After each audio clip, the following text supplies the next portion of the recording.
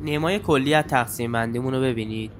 دو تا پنل جداگونه، یکی قسمت جلویی و یکی قسمت عقب. با لاین پروفایل اول سر رو به دو نیم کره راست و چپ تقسیم میکنیم و پنل جلوی سر رو با دو تا تقسیم بندی و تاج سر هم با دو تا تقسیم بندی کامل جدا میکنیم.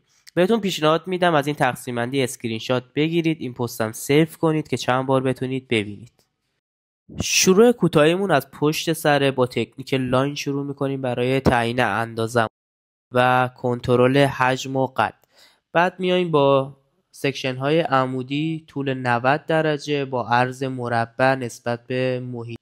یه باکس مربع پشت سر کامل ایجاد میکنیم. در قسمت ساید هم مشابه با پنل پشتی همون تکنیک و همون شکل رو اجرا میکنیم. فقط با این تفاوت که سکشن همون از عمودی به افقی تغییر کرده. روی سر هم به مشابه قسمت‌های دیگه از دو تکنیک تضاد استفاده میکنیم. یکی برای کنترل قد و یه تکنیک برای کنترل حجم. نکته طلایی این حرکات دیسکانکت توی اندازه و دیسکانکت توی تکنیکه که به این مدل زیبا میرسیم. اگه از این آموزش لذت بردی خوشحال میشم با یه لایک ساده منو حمایت کنی.